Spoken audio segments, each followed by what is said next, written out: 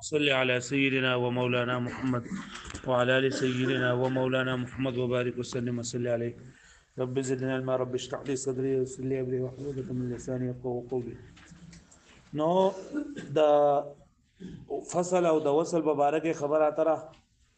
دا روانه وا او شول چې فصلور صورتونه کې په فصل وصل جایز وي او په دوه صورتونه کې په فصل وي. بیا په کم صورتونو کې چې وصل وي نو الدګي په کار وې دا چې د دوه په بیس کې جامع موجود وي. هغه جامع به خیالي وي یا به عقلي وي یا به وهمي وي. نو دا خو د وصل لپاره ضروری و دا خبره چې کله یو جمله په بل جمله باندې یا یو سیس په بل سیس باندې عطف کیږي نو د دواړو په منځ کې جامع چې دا ضروری دی او د جامع چې پکې نه نو بیا خو د سر نه عطف صحیح دی. نو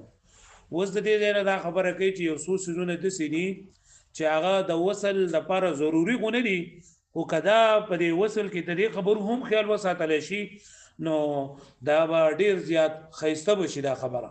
پای کې دا چې کله دو جملې ته یو جمله په بل جمله باندې عطف کې نو پکار دا چې دوه جملې چې دا په اسمی وي یا دوه جملې چې دا فعلی وي او دغه شان دي که جمله فعلی وي نو بیا د پکار دا چې دوه یا جمله فعلیه ماضیه وي او یا دوه جمله فعلیه چې دا مضارع وي. پوه شو مې او کچرته معنی پکې موجودو نو بیا پکې دا دغه ضروری نه دی دا حسن چې دا ضروری نه دی. بیا پوه شو په معنی نور لکه جمله اسمیه او که جمله فعلیه نو جمله اسمیه هم په جمله فعلیه باندې عطف کېدای شي او دغه شان دي جمله فعلیه که یو طرف ته جمله فعلیه ماضیه وي او بل طرف ته جمله فعلیه مضارع وي نو هم په دې باندې عطف کېدای شي. و دا عطف خپل نه دی، دا وصل خپل نه دی. دا وصل خپل دا چې دوه جملې بالکل یو شان دي. دوه جمله اسمیه یا دوه جمله فعلیه وي بیا جمله فعلیه نه دوه با یا دا دوه با فعل ماضی وي دوه با فعل مضارع وي او که اوس معنی پکې موجودو نو بیا پکې دا خبره نشته. په دې پوه شئ وګورئ زیداهم. ومن محسنات الوصل او دا وصل د محسنات او د خپلوالي د خيستوالي نه بعد وجود المصحح ورستو د دینه چې د عطف د پاره هغه مصحح موجود وي یعنی عطف لره صحیح کون کې اساس موجود وي عطف به هله صحیح کیږي چې کله جامع موجود وي نو جامع هو پکې د جامع چې پکې نه نو بیا خو د سر نه عطف اډو صحیح دی. نو د عطف د صحیح کیدونو چې کله د دوه جملو په منځ کې جامع وي لاغې نو ورستو د وصل د خپل لپاره سپکار دي تناسب الجملتين في الاسميه او الفعليه چې دوه جملې با د دې کې مناسبت وي د اسمیت او د فعلیت په اعتبار سره یعنی دوه به جملې اسمیه یا دوه جملې فعلیه وي. وتناسب الفعلتين فعليتين في المضي والمضارع او دا رنګ دوه جملې چې دي نو دا به یو بل سره مناسبت په پکې په ماضی او په مضارع کې یعنی دوه جملې به یا فعل ماضی وي یا دوه جملې فعل مضارع وي. فاذا اردت مجرد الاخبار واستبقتا اراده لري دا خبر ورکولو من غیر تعرض للتجدد في احداهما والثبوت في الاخرى وهي بغیر د دینه چې سبق دي نه کې چې لکه په یو کې د تجدد والا معنی او بل کې ثبوت والا معنی چې نه دا پاکستان مقصود نه وي. ورته زمکه دا ویلي دي چې تجدد والا معنی دا په فعل مضارع کې وي په فعل جمله فعلیه کې وي او دوام او استمرار والا معنی دا په جمله اسمیه کې نو کستا دا مقصودو نو بیا خو یو جمله اسمیه او جمله فعلیه راوړی شي او کستا صرف مقصود دا هغه لپاره خبر ظاهرولو او نور څه مقصد نه و چې را دا په حدوث باندې دلالت کوي یا په ثبوت باندې دلالت کوي دا به مقصود نه نو بیا به تاسو وایي چې قام زید وقعد عمرو وسګور دي جمله ته قام زید وقعد عمرو دو جملې دي کنه دوه جملې فعلیه دي کنه دي او دوه جملې اسمیه دا جمله فعلیه کې دوه جملې ماضی دي کنه دي ان الاولنه فعل دي نو ماضی دي او دویم دي نام سره وكذا زيد قائم وعمر قاعد وزيد وغير زيد قائم وعمر قاعد دوه جملې دي او د دوه جملې په منځ کې مناسبت ده دوه جملې اسمیه دي کنه دي الا لمانع مگر که مانع موجود مانع دار چې لاولنې جمله کې مقصود ستا ثبوت وي او په دویمه جمله کې مقصود چې دا ثبوت نه وي صرف خبر ورکول ستا مقصود وي ها یا لاولنی چې دا په تجدد دلالت کوي او دویمه چې دا په ثبوت دلالت کوي نو بیا په اسمیه او فعلیه کې فرق راتلی شي یا دغه شان دی یو ته په زمانه ماضی کې دراتللو دا کې بل په زمانه مضارع کې دراوړلو اراده کې نو بیا به دا پوه شوې باندې یا یو د شرط سره معلق کول څه مقصود دي او بل د شرط سره معلق کول مقصود نه دي نو بیا به کې بدلواله راتلی شي الا لمعنى مگر زمانه د وجنه معنی بسی مثل ان يراد في احداهما التجدد وفي الاخرى ثبوت لك بدفو کې په یو جمله کې ستا اراده د ثبوت وي او بل کې تجدد والوي فقال نتبع بیا قام زيد وعمر قاعد نذكر لك قام زيد دا جمله فعليه ده نو جمله فعليه په تجدد دلالت کوي او عمر قاعد دا جمله اسميه ده او جمله اسميه په ثبوت دلالت کوي نو ګور لګ استا مقصود په یو کې ثبوت پیدا کول او بل کې تجدد پیدا کول جو اختلاف پکې راغی خدا عطف صحیح ده ځکه چې دوه په میس کې مناسبت جامع چې موجود ده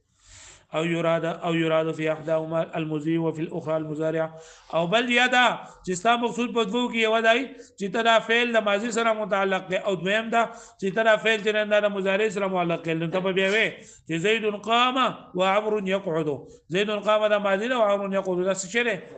نه او يراد في احداهما الاطلاق وفي الاخرى التقييد بالشرط او کچت استا اراده دا وا چې په دوه کې یو جمله مطلق ذکر کول دي او دویمه په شرط سره مقید کول دي نو بیا هم پرې فرق راتلی شي كقوله تعالى وقالوا دوي لولا انزل عليه ملك ولو انزلنا ملكا لقضي الامر وګور لګي وقالوا دوي دا یو جمله چې نه دا معلق د بشر پورې لولا انزل عليه ملك چې ولې نازل د پیغمبر ولو انزلنا ملكا کچت وي منګه فرشته نازل کړه لقضي الامر نکار وشي وځل قالوا لولا دا یو جمله چې نه په شرط پورې معلق ده او دویم په شرط پورې معلق نه یا لغه بل دویم مثال فاذا جاء اجلهم لا يستاخرون ساعه ولا يستقدمون چې کله د دوی یو نیټه راشي نو دوی بیا نه مؤخر کیږي د خپل ساعت نه او نه به مقدم کیږي وس دی وی کنه چې لکه دی مثال خو دا ذکر کړی دی چې دا لا يستقدمون عطف دی بل يستاخرون باندې خو دا خبره زما پنځ باندې سن نه زما پنځ باندې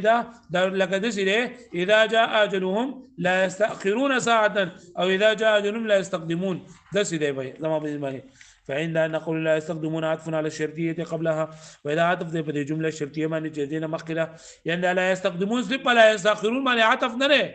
بلکې په مخکې جمله باندې عطف ده ځکه وکړه په دې باندې مخکې کې نو دا خو کې دي چې کله وخت راشي نو د خپل ساعت نه د خپل وخت مقرره دی لږ مؤخر کې دي شي او مخکې کې وده قوت نه شي پوه شو چې د 15 بجې مقرر دي اده پای کو په 15 بجې مرتي څه خون شي کېده لا على الجزاء يعني صفه جزاء يعني لا يستاخرون بان العطف الا معنى لقولنا اذ جاء اجلهم لا يستقدمون ذکر کله چې نیټرا شو بیا مخ کېدل بګ نه تذنیب څه ته ویل کېږي جعل شيء ذنابه للشيء يعني يوسز دبل سيز نو رسو ذکر کول وې دلته خو اسهم دا خبره دا عطف او دا شروع وکنه دا وصل او دا عطف وجه شروع دا اصل وصل او د فصل بحث چرنده شروع نه ختم شو د خیر سره وسوي د دې سره زي ولکې وندګی تړم او لکې دا چې لکه کله کله د سوي چې د جملې په شروع کې د جمله حالیه په شروع کې واو راوړل کېږي نو د جمله حالیه په شروع کې بکله منغه واو راوړو او کله من راوړو نو دلته کې بلدي حال متعلق به ذکر کوي چې حال منتقله ست وي حال مؤکده ست وي او ذل حال بسنګي او په کوم ځای کې با جمله راوړل په کوم ځای کې به واو راوړل کېږي په کوم ځای کې به ضمیر راوړل کېږي په کوم ځای کې به واو او ضمیر دواړه راوړل کېږي په کوم ځای کې به دسي چې د ذل حال او د الف مینس کې بنا ضمیر راوړل کېږي او نه به واو راوړل کېږي نو دا خبرې کوي تذنیب ست وي لول تذنیب ذکر کوي وجعل شيء ذنابه للشيء یو سیز دبل سیز نو ورستو ذکر کول په لکه یې منغوي دا سیز د دې سیز لکه ته لکه مزه کوي چې دا ورستو دې سیز نو ورستو شبه به مصنف رحمت الله تشبيه ورکړه په دې سره ذکر بحث الجمله الحاليه چې ذکر کول د بعض د جمله حالیه وکونها بالواو تاره وبدونها اخرى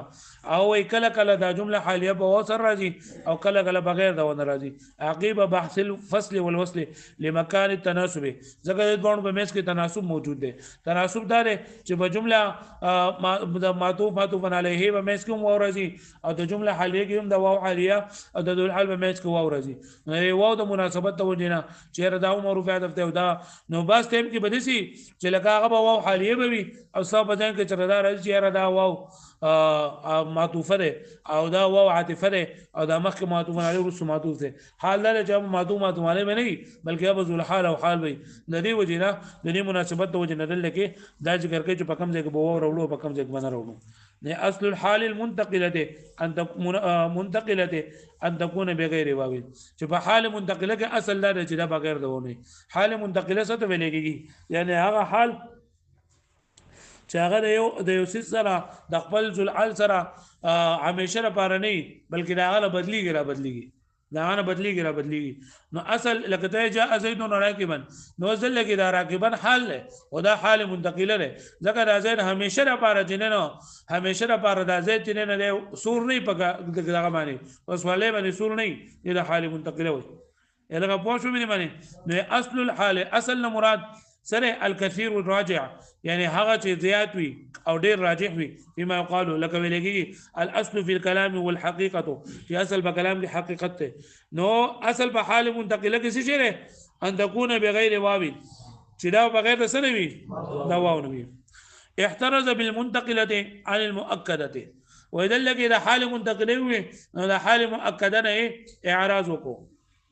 احتراز وکړو ځکه حال مؤکده چې دا سره راځي المقرره لمضمون الجمله چې د مضمون جملې دا مضبوطوالی لپاره ځای د حال مؤکده وي لکه زید ابوک عطوفا